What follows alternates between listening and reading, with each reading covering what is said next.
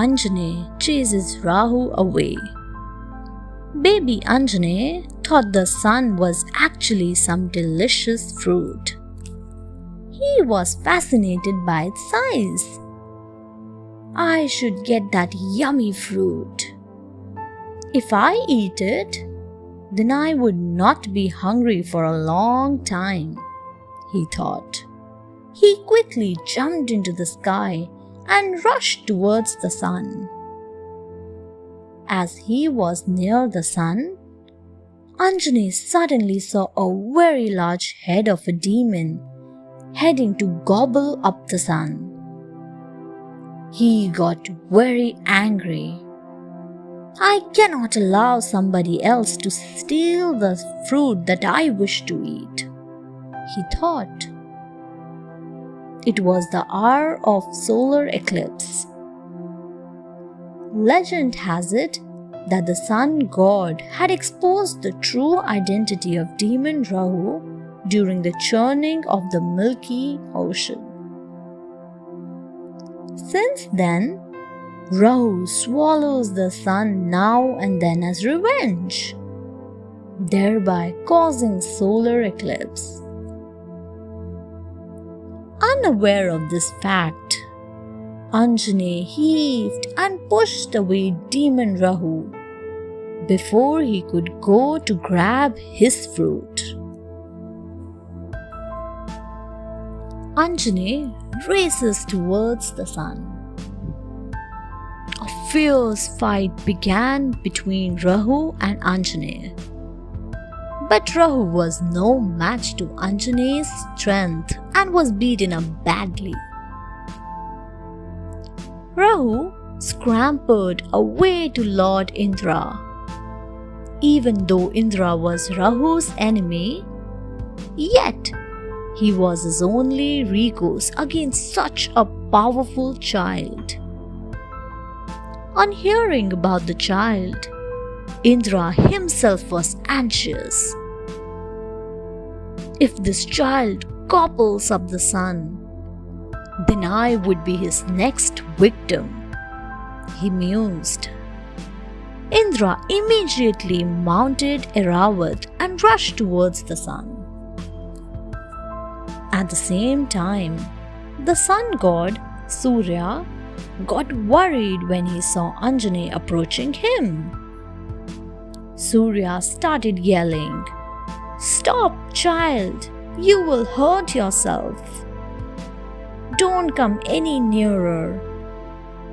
This baffled Anjanae. How is a fruit asking me not to eat it? Is it playing a trick? He pondered. He moved faster towards the sun. The terrible hot rays from the sun were burning his face, but Anjanae was determined to eat the fruit. Anjanae attacked by Indra. Surya was worried when he saw that his blazing rays had no effect on Anjanae. Meanwhile, Indra reached there. He too was puzzled to see how the child pulled through the harsh rays of the sun. He wondered what he could do to stop the child from becoming a threat to everyone. Without thinking about the outcome of his action, Indra hurled his Vajra, thunderbolt, straight at the innocent child. The weapon struck on Anjanae's jaw with so much force that he fell unconscious back to earth. The wind god Vayu, who was flowing around, saw all that had happened. He was witness to his cherished Anjanae being shot at by the impulsive Indra. He also saw Anjanae fall headlong from the skies. Vayu rushed and swooped up Anjanae in his arms. To his horror, he found that the child was not breathing. He tried to revive Anjanae, but without any success. Vayu's anger. When Vayu saw what Indra had done to Anjanae, he lost his temper. He picked Anjanae up and hid in a cave in Patal. Vayu was furious with Indra. He thought of punishing the people of earth for worshipping such a deity. He was the Lord of Wind, so he withdrew all the air from the universe and kept it with him. Suddenly, the world plunged into panic. Gods, people, animals, plants and demons gasped for air. There was agony everywhere. But Vayu was least bothered as his beloved Anjanae was lying lifeless.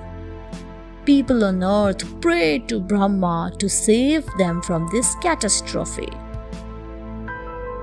Brahma hurried to Patal and saw Vayu sitting beside the lifeless body of Anjanae, with tears streaming down his face. Brahma asked him, "Vayu, you are not doing your duties. Why is that so?" Vayu let out an anguished cry. "I can't. Indra killed my child, my lord." Thanks for watching. Do like, share, subscribe to Sahil Book House.